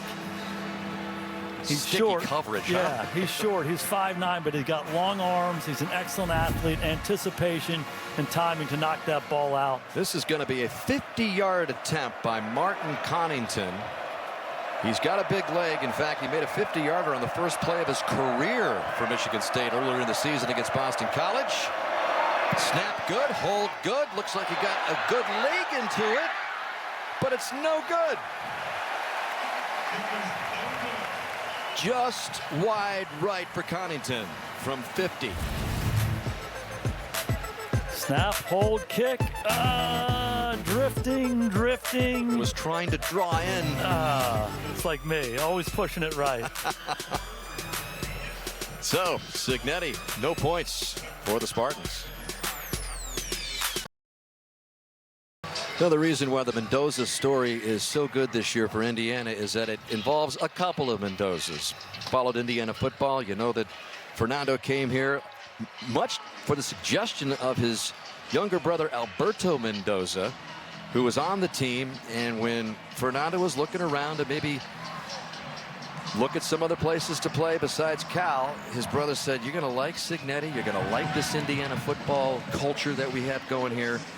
And it's the first time that those two guys have played on the same team since high school. And so it's a great story. They call it a healthy competition because, hey, if anything happens to Fernando, it's younger brother Alberto who will get some time. And he's already gotten some time this year as the understudy for Alberto. Or for Fernando, I should say. And Big Brother has been showing the way right now. He has just been red hot. Quick hit there to Williams. You know, we talked to Fernando about this yesterday, and I said, you know, what was the dinner table conversation like? You're going to transfer from Cal, younger brothers at Indiana. I'm going to transfer to Indiana and go compete for the starting job there. And, you know, they just talked it all through. I think Alberto, the younger brother, was convinced that Signetti was going to bring in a transfer quarterback who had more experience anyway, so why not his brother? On the ground, right up the middle for the first down. Indiana putting together another impressive drive. There they are. Looks like they're sleeping outdoors in a tent somewhere. Their parents, even though they had an extra room, made them stay in the same room. They wanted the guys to be close, and they were. Fernando and Alberto back in the day playing Pop Warner football. And down there in South Florida, down in Miami. And here we are all these years later. That's another reason why this Indiana turnaround and Hoosier football story is a good one. Not the latest first down. Up the middle for a couple goes Kalon Black. Alex Van Sumeren finally puts a stop on him after a gain of 3. Signetti in this Indiana offense, they clearly want to establish the run. They have not run the ball a lot in this game. They have not run it particularly well. But, you know, the best teams can run the ball when they're playing run defense. And I think that's what they're trying to establish right now. They'll continue to throw it, continue to attack through the air, but they want to establish something on the ground. 2nd down and 7. As the Hoosiers try to extend this lead. He's got some pressure, Fernando does, but he gets it out, and it's a good tackle there in open space on Omar Cooper by Amorian Smith, who kept him short of the sticks. Again, I would think 4-down territory here and a great opportunity to establish the line of scrimmage. They're getting on the ball quickly. Mendoza is 17 of 20. Gets the first down here. Goes Kalon Black. You'll see teams do that a lot in those short yardage situations. Get on the ball quickly, maybe if the defense is going to load up to defend the run, even if they have more numbers than you want, maybe they're not ready, they're not in their stance. That was the case there for Indiana. And again, Cignetti's telling these guys, hey, we got to establish this running game. We got to be a tough physical football team. You're going to see more of that here in the second half. That stoic look on Cignetti's face. He is all business. That's what he's had to do everywhere he's been. Mendoza with a quick strike shows the strength of that arm. He can get it out in a hurry this time to Williams again. Yeah, what's so impressive about him to me is he doesn't need a lot of space, and he doesn't need a lot in his lower body. He comes out of the fake. This is an RPO, a run-pass option. If he likes what he sees outside to Williams, he's going to give him the ball. So out of the fake, it's almost like he's turning two, playing shortstop or second base. Really, really quick, efficient release. And he's fine with those underneath throws, right? He's got the patience to not have to take the big home run ball. Reminds you a little bit of the guy you backed up for a few years. Yeah, no doubt. Underneath, another good chunk. It's just ruthless efficiency. That was the words that Mendoza told us when he talked about trying to emulate Tom Brady. I mean, it's just crisp. Yeah, aggressively take what the defense gives you. That's what Troy Aikman used to do for those championship teams in Dallas. And if they give you a chance to throw the ball, I'm going to take it. I'm going to throw it. Okay, if they're saying, hey, run it, I'm going to run it. And over and over and over again, be disciplined enough, mentally tough enough to be a great decision maker in any situation. It's one of Mendoza's strengths. Mendoza's got 271 yards through the air. That's a season high for Fernando. And he wants more. What a throw to Surratt. 27 yards for the latest touchdown. That's why it's so important to run the football. You get some isolated coverage outside, and none better than Surratt to win. Excellent release. He keeps the release tight. He gives Mendoza a lot of space to throw the ball. It's essentially a back shoulder throw, and this is it. Aggressively take what they give me. They give me man-to-man coverage with my best guy outside. I'm going to let it rip. They're trying to run Michigan State out of this stadium. That ball was thrown right in the bucket. Aiden West had no chance there for Surratt, who picks up his second touchdown catch of the game. And all of a sudden, the Hoosiers are blowing this open a little bit. Showing you how they got to be the third-ranked team in the country. Showing a little bit of why they were in the college football playoff last year before finally being derailed. This year, they won it all, and they're showing us that they've got all the talent in the world to pull it off. Sunday night, it's an NFC collision led by two electrifying playmakers. Bijan Robinson and the Falcons take on Christian McCaffrey and the 49ers in prime time Sunday, 7 Eastern time on NBC and Peacock. State of Indiana being pretty well represented, not only in college football with these Hoosiers, but the Indianapolis Colts up the road, coach, at 5-1, the talk of the NFL as well. Yeah, Daniel Jones getting it done. They're calling him Indiana Jones. Da, da, da, da. There you go. Great story. Fernando's a great story. Mendoza's got 4 touchdown passes in a single game for the 4th time this season. John Fanta, we need a game break. What's going on? Dan and Jason, Ole Miss is happening, and the Lane train is engineering a special story. Trinidad Chambliss punches this in. Get this, guys. The Rebels have had 5 drives, 5 touchdowns in Athens, trying to win there for the first time since '96. Thank you, John. Good one going down there between the hedges. Memorial Stadium sellout. There have been 18 sellouts in the history of Indiana football. 8 have come under Curt Cignetti. That's about all you need to know about the impact that he's had on this city, this program, as Michigan State tries to claw their way back in it. It's a good pickup there by Jack Felling, gain of 10. I like the call. You know, Indiana is really, really hell-bent on not allowing Michigan State to run the football. So try to use that to your advantage. Get it out in space. They got to pick up the pace and tempo here. They're down 25. Just short of the first down. Now they've got it. That is Omari Kelly picking it up. Flag comes in late. It's going to be holding.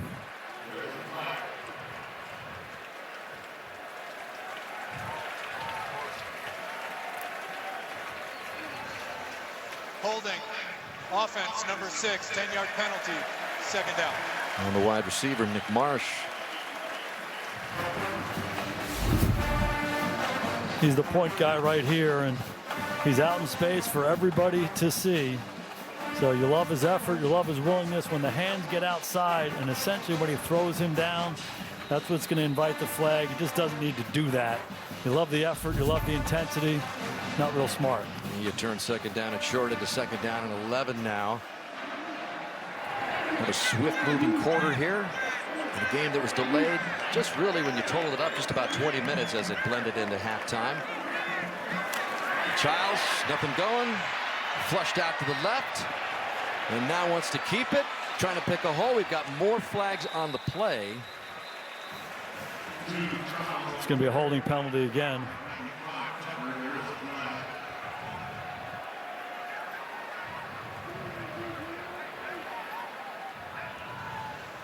Holding. Offense number 5. 10-yard penalty. Second down. Kai Frazier with another penalty on Michigan State. This happened earlier in the game when Childs goes left. Pretty easy call again. Frazier gets his hands on the outside. The official is going to call that every time. And you see the pursuit there by Tyreek Tucker, 95. Playmaker inside for Indiana. Both as a run stopper, put a little pressure on the quarterback. Second down and 21 now. Spartans backing up on this latest drive. And looking for a hole, not much at all for Kai Frazier. Third and long after a gain of 2. This is tricky. Usually in this situation, you say, hey, be a little careful here. You know, check the ball down. But you get to a point in the game that you might have to make something happen here. So I wouldn't be surprised if they take some side of a shot in the middle of the field. They've had some success there early. See if they can catch an in cut and get a little run after catch and make this first down and keep the drive alive.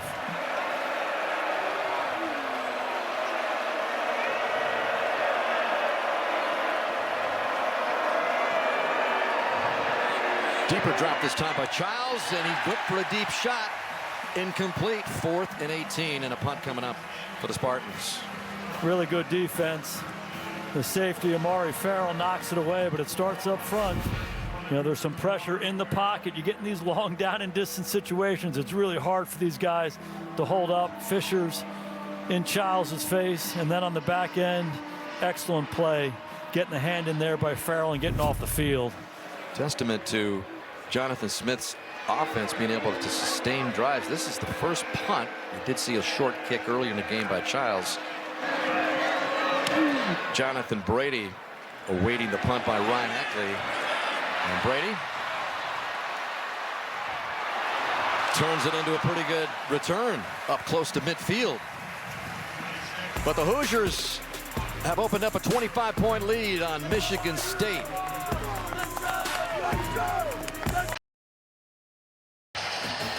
Next, it's a college football Peacock exclusive. Penn State and Iowa in prime time only on Peacock. Big news, James Franklin being let go by Penn State. That's where there was a lot of speculation that Kurt Cignetti, they might go after him, but he got the big contract this week and pretty much took away all of that speculation. But that is how quickly Cignetti's name has risen in college football. And so the Indiana faithful wanted to make sure that Cignetti was going to remain a Hoosier, so thus the 8-year, $93 million contract for a guy who said, what, 10 years ago he was making about $120,000? Age 64, all of this happening for Cignetti. And that is a nice run there by Hemby. The ball comes loose at the end of the run, but it's ruled down. Down by rule prior to the ball coming loose. It's second down. This is the end of the down here. Looks like his back hits before that ball comes out. I'd be surprised if they overturn that. You know, you talk about Cignetti. I walked into the indoor facility. They are going to check it out. The ruling of the runner down prior to the ball coming loose is under review. Yeah, you know, you talk to Cignetti, and, you know, he's got this big, huge contract, and you're thinking, all right, you talk to him, you're in there for 30 seconds in the room, and you know nothing's going to change. It's not about the money. It's about the system. It's about doing what he has wanted to do his entire career, and that's be a head coach. One more lick on Hemby. It looks like he's down before that thing comes out. Reggie, what do you think? While it does appear that he's down by rule once his back hits, in any case, this ball ends up being recovered or rolling out of bounds. There's not much of a competitive impact. This should be upheld.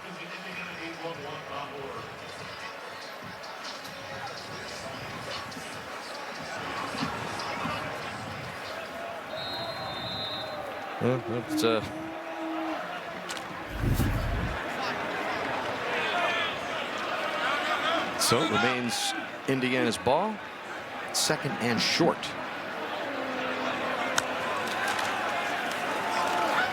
And the Hoosiers pick up the first down with Henby. Van Sumeren on the stop as we check in with Zora. Well, Dan, I asked the athletic director here at Indiana about Coach Cignetti's big extension. Scott Dolson told me he wanted Coach to know how committed they were to him and this football team. And you brought up other schools having openings. Dolson said they didn't want any distractions around this team. They took care of business, and again, it was an extension. He was already making some definitely decent contract, but you get up in the stratosphere of the Penn States and all these big programs that are searching for college coaches, you've got to get into double digits. I mean, it's as simple as it. You can sell it, and that's what they did. Play action here as Kalon Black running for a gain of about 5, which could be the last play of the 3rd quarter.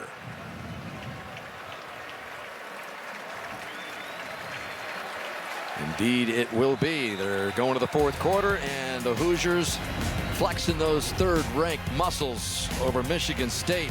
Came in here trying to snap a 4-game or a 3-game losing streak, but it looks like the Hoosiers are going to take care of business. Up big by 25.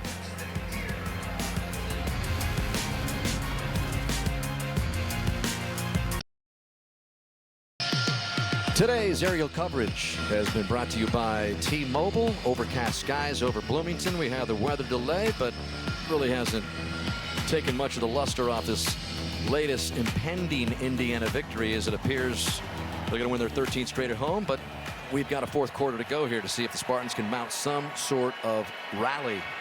But with the way this Hoosier offense has been humming with Mendoza, who already's got 4 touchdown passes, it's a tall task, especially when they're at the Michigan State 36.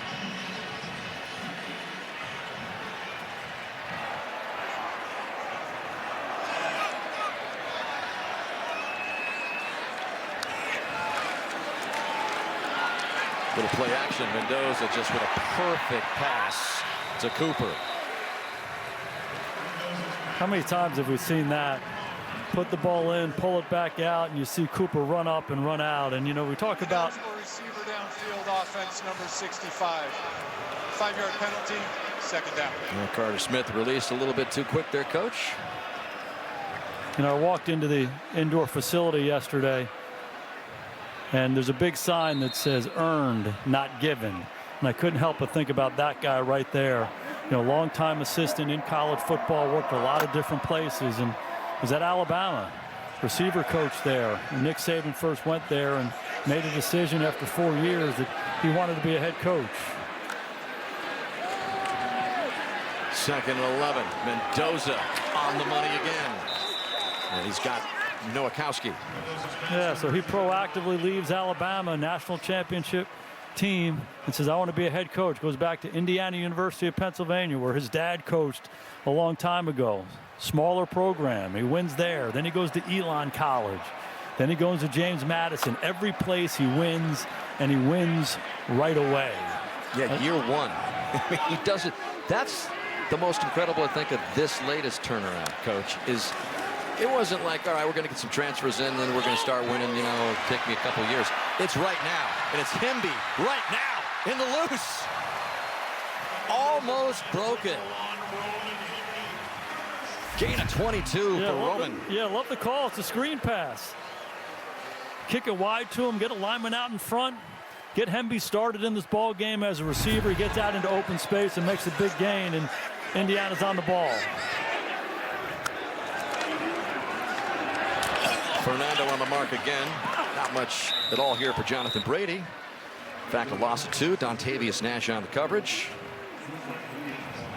Again, can't overstate what Cignetti has done here. They've been playing football at Indiana for 127 years. They've had 36 winning seasons. That's 28%. They have not won here ever. And he comes in here in a year and a half for the number 3 ranked team in the country, soon to be number 2 after the Miami loss last night. It's been remarkable. We asked Cignetti the influences on his coaching career here on 2nd down and 11 as Kobe Martin gets his first carry. He said, no doubt about it, I was influenced by my dad. He said his dad was a quiet, big leader. He coached at IUPU, where you mentioned Kurt got his first chances a lot. You know, you can see the seriousness. He talked about his dad was a very serious guy, but you can also see a little bit of Nick Saban in him. No doubt. He coached for Nick Saban. You coached for Nick Saban. And there's a look at Cignetti, Kurt Cignetti, the Indiana head coach there, and we've got all the other guys along with him. Kirby Smart along with Nick Saban, 3 legends. That's Surratt, who hauls Mendoza's latest catch in. Fernando is just hitting with precision. I mean, he's been so good all year long, but he's now 24-27 for 332 yards. Yeah, and 4th and 4 right here, and a decision by Cignetti. Kick the field goal. Looks like he's going to take a timeout. No, here he goes. They're back in the huddle. Looks like they're going for it. They do a lot of RPOs, run pass options. Hand it off if you like the look. If not, spit it out. It's a big part of their offense. I can see him using it right here.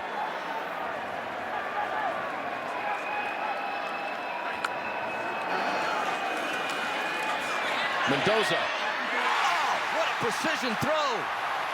I don't think he got the left foot down. He didn't get it in. E.J. Williams. Boy, was this another beauty by Mendoza. Ruling on the field is an incomplete pass. It's 1st down, Michigan State. There's one. Oh, there it is. It's a catch. That's one. He's got the ball, doesn't he? Does he have it? It's a touchdown. That's got to be a touchdown, right? The question is, it's the toe into the heel. So if it's considered all one motion, the heel clearly comes down out of bounds. So the toe is down. They're going to call this out because it's one continuous motion. What do you think, Red? Reggie, you're shaking your head like you agree with Coach. Toe, heel, the foot is one appendage. When the toe comes down first and subsequently rolls to the heel, that puts him out of bounds. Yeah, this is going to be an incomplete pass. What if he was able to just bounce off the toe and jump out of the end zone? Yeah, would have been a catch. Would have been a catch. It's a game of inches, Hicksy. Michigan State, in the end, taking over. So, no touchdown catch in the end. Play was upheld. The replay. So, Michigan State taking over here. That's what Cignetti thinks about it. 28 unanswered points by the Hoosiers to pull ahead here with 11:20 to go. A lot of those guys had their shirts off earlier in the driving rain that held up play for about 20 minutes or so. Now Michigan State starting deep in its own territory at its own 8-yard line. Childs has been the quarterback throughout. And this one skips in front of Marsh. 2nd down and 10. You know, Hicksy, I worked for Nick Saban for 2 years, and you know, there were sometimes he would get upset about certain things, and I'd be sitting there saying, why is he so mad about this? And then later when I became a head coach, I reflected back and said, that's why. And I asked Cignetti that question. You were ever at a staff meeting and Nick was going nuts about something, you didn't really fully get it, but now you're sitting in your seat as a head coach, started to resonate, and this was the situation he talked about. He said, Nick used to go crazy in the 4th quarter. You know, making sure that the coaches were coaching and the players were playing, because that's really the essence of their entire program, being your best regardless of what the circumstances are. Indiana showing some pressure on Childs. He gets rid of it, and the pass complete. And his point was, you know, I wasn't quite fully understanding why Nick was so mad in those situations, but now you're the head coach, you're in charge of the program, and you're selling this message every day to your team about, doesn't matter who we're playing, when we're playing, where we're playing, what the score is, I want your best. And so watch him in the 4th quarter coach this team up 25. Nick Saban did it for years. He's doing the same kind of thing. They're building the same kinds of programs. You saw that winning percentage. 15th season as a college head coach, 136-37. He wins. Google him. As he likes to say, Childs breaking loose for a huge gain, and Childs has a chance to take it all the way. Trying to get away from Sharp, who's not going to let him. But Aiden Childs showing his athletic ability and speed. And that is not a play that Cignetti is going to like, but this is what Childs can do here. When you run the quarterback, you add an extra guy. Okay, you get a block by the running back. Now, before you know it, Childs is on the safety. 6'3", 225 pounds, and can run. What a threat this guy is. And, you know, you talk about continuing to compete when you're down 25. Give Jonathan Smith's group some credit for continuing to play the right way. That is a 65-yard run by Aiden Childs, who, again, coming into this game, we didn't know if he was going to go beyond a series or two. But pretty healthy there, all the way down to the Hoosier 20.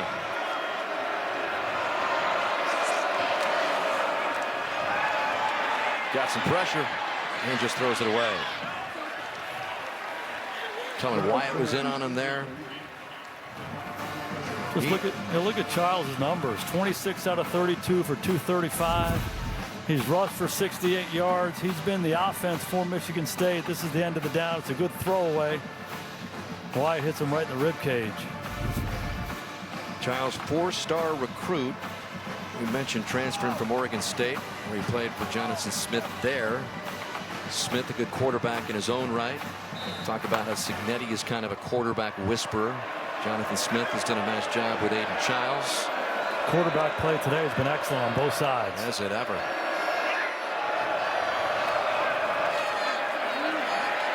Boy, Childs is starting to feel that pressure now. That Indiana defense getting in his grill. Elijah Hardy got close. He might get a grounding here. Intentional grounding, offense number 2. Lost it down at the spot of the foul. It's 3rd down. Yeah, you have to get outside the pocket, and you have to get the ball across the line of scrimmage if you're not getting it to a receiver. Good pressure up inside, and he's not outside the pocket. There's no viable receiver in the way there, but the Hardy pressure, beating Frazier on the block, caused the penalty. Yeah, nobody in the zip code of where Childs threw that. There's Aiden Fisher. 3rd and extra long here, 21, trying to cut it in half.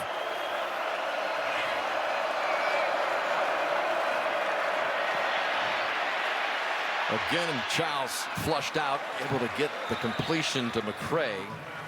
And still that'll bring up 4th down. Indiana just makes you work for everything. Everything. They're a good tackling team. They make the catch, but there he is, Fisher, going to tackle you. And is Kellen Wyatt down for Indiana. And while they attend to him, we'll step aside with Indiana up 35-10.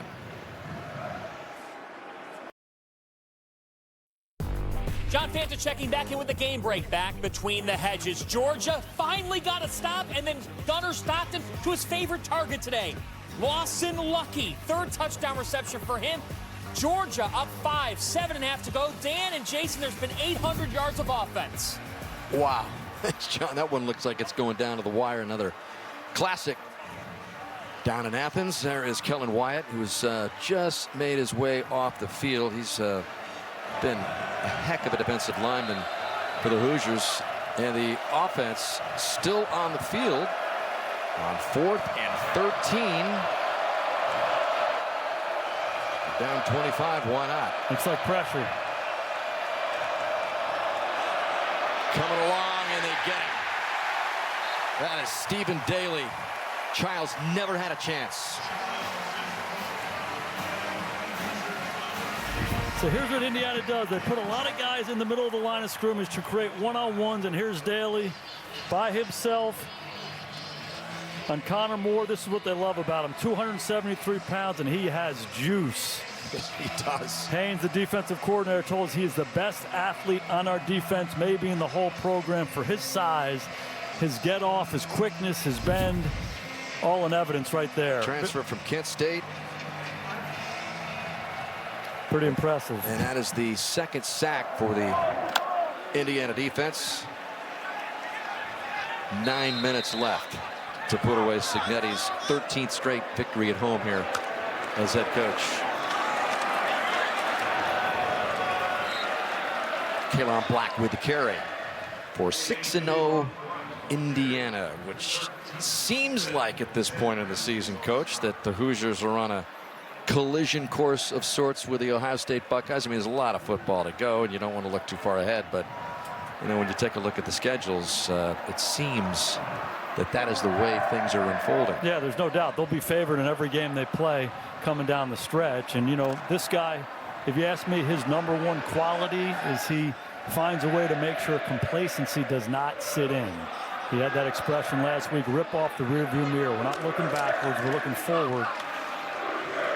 And you take into account what happened last week, snapping the Ducks' 18-game home winning streak, the first time they'd ever beaten a top 5 opponent on the road. I mean, there were so many reasons why you might come back here, homecoming, be a little flat, be a little full of yourself. But Signetti, just not going to have any of it. Yeah, he's on it. You know, they have this expression, humble and hungry, and this is a hungry program. And they play with a chip on their shoulder. They play with an edge, and it all comes from him. The energy of the leader pervades the group, and his DNA is all over this program and how they practice and how they play. So that'll be the big challenge for them going forward, maintaining that same edge. Fernando Mendoza still in there at quarterback on 3rd and 1, and he's got to be flushed out, looking to get the first down. He's right at it. I think they gave it to him. He took a big dive, got that 6'5" frame reaching out. He climbs up in the pocket, getting pulled down from behind, and it looks like he does a really good job not letting that knee hit and extending and getting the first down. It's a good spot. That's Kakai Burnett, who's doing his best to keep Mendoza short. It's great. It's a great play. Yeah, 6'5" stretched out for the first down. You know, we've talked about this a lot with NFL players, Hicksy. You know, quarterbacks, they get to that point in their careers where it's more than just, hey, I'm just going to do my job and make good decisions and all of that. There has to be a leadership component where you will the team.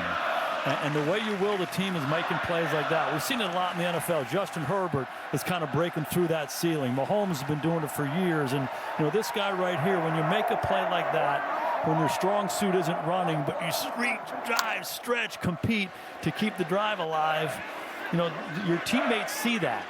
You're pulling them with you. He's got the shirtless guys in the stands chanting Heisman Mendoza. Yes. I mean, he's, I don't know. We heard the ABBA tune earlier, Fernando.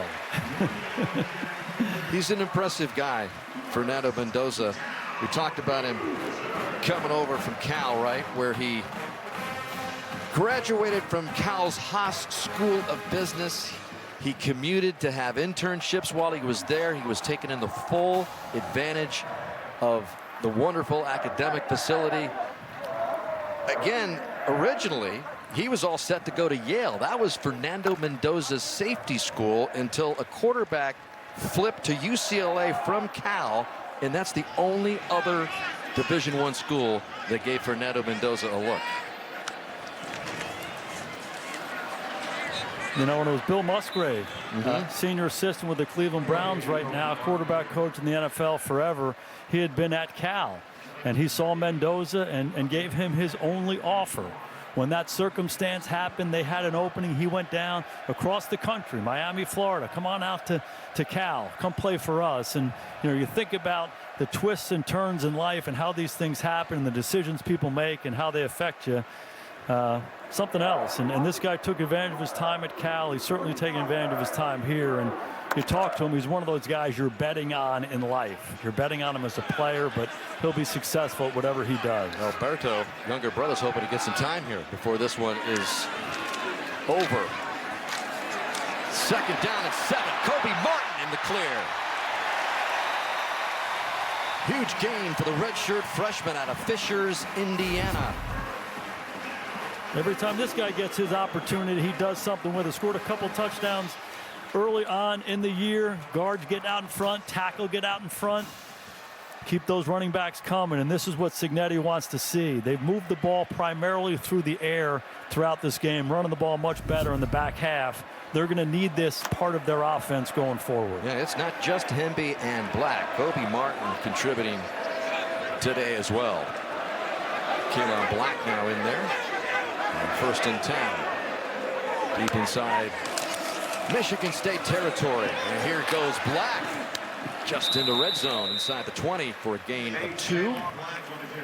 You know, it's so funny talking to Cignetti, and then you hear him get interviewed before halftime, and they have all these Cignetti-isms that just come out of his mouth. That's how he communicates. And, you know, when you talk to the players, you talk to the coaches, sometimes they get a little chuckle, but you can tell they resonate with them, and they remember them.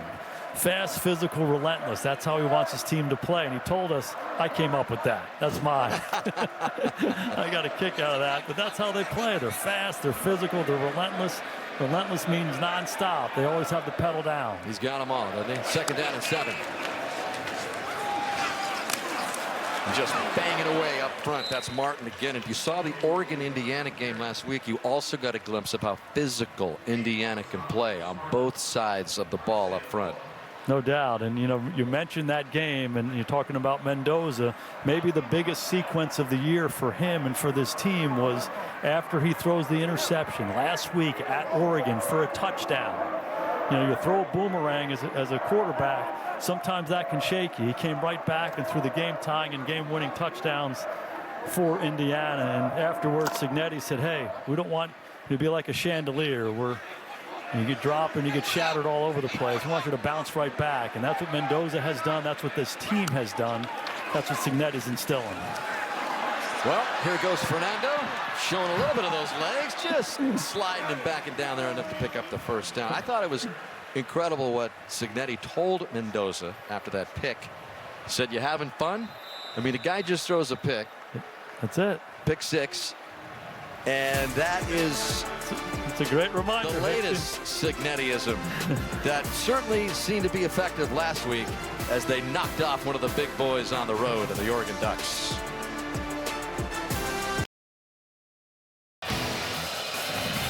Two teams, 2 names, 2 programs, USC, Notre Dame. That's about all you need to say. Tonight, 7 o'clock Eastern time, presented by Discover. Notre Dame football. Coach, we've hung out a little bit there this season as well. What's your feeling about the big game tonight between the Trojans and Irish? I think the Irish are a better football team than USC, but this rivalry goes back a long, long way. And it's a big night for Notre Dame. They have to win out. I would say the same thing for USC. All eyes on South Bend. 4th and short, less than a yard. Timeout, Indiana, their first of the half. Timeout called by the Hoosiers. Yeah, I'm so impressed with Notre Dame. Their quarterback, C.J. Carr. They have 2 big-time runners in Jeremiah Love and Jadarian Price, and they're big and strong on the offensive line, some playmakers outside. Their defense has gotten a lot better here the last month or so, and it really seems like USC is starting to find their stride as well. They have a big-time quarterback as well, so that Notre Dame defense is going to be challenged. It's really all about who handles the moment better. Can C.J. Carr, the redshirt freshman, settle in and play the way he's capable of playing?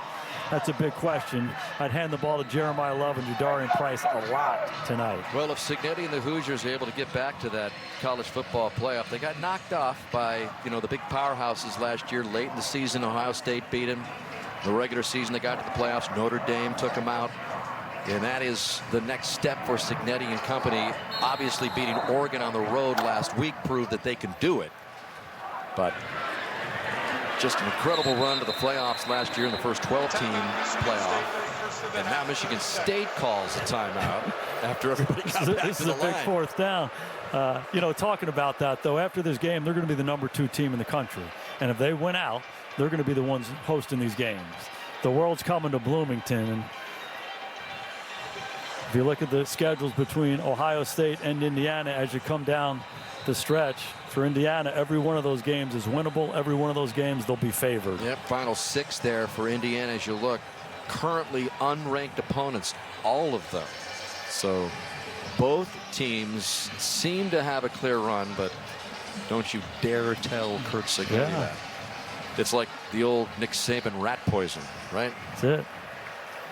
They're kicking a field goal. Okay, Nico Radicic coming on. Signetti changed his mind. Let's make it 38-10. 31-yarder. Said, all right, we've scored all touchdowns. Let's add a field goal by Radicic to ratchet it up to 38-10. Well, Curt Signetti ripped off the rearview mirror indeed.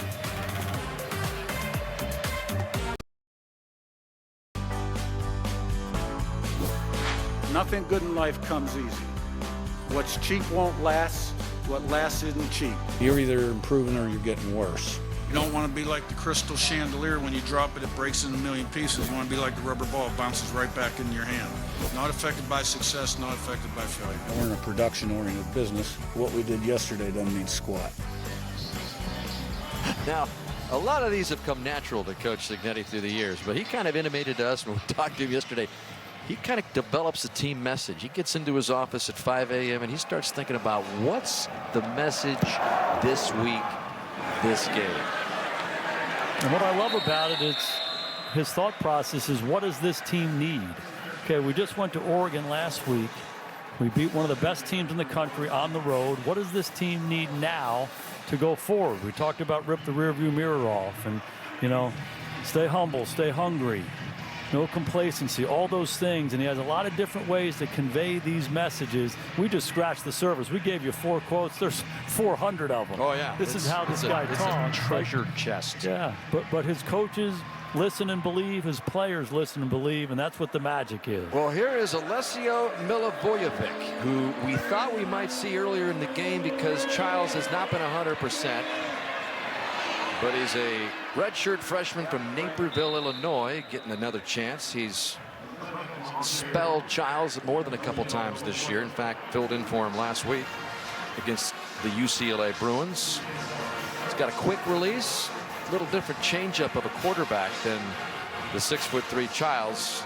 He's got a pretty quick release that the coaches thought when they were telling us that he might see some action kind of played into this game because he knew that Hoosier defensive pressure was going to come fast and furious. And there it comes. And there goes the release. And there goes Tau Tolliver.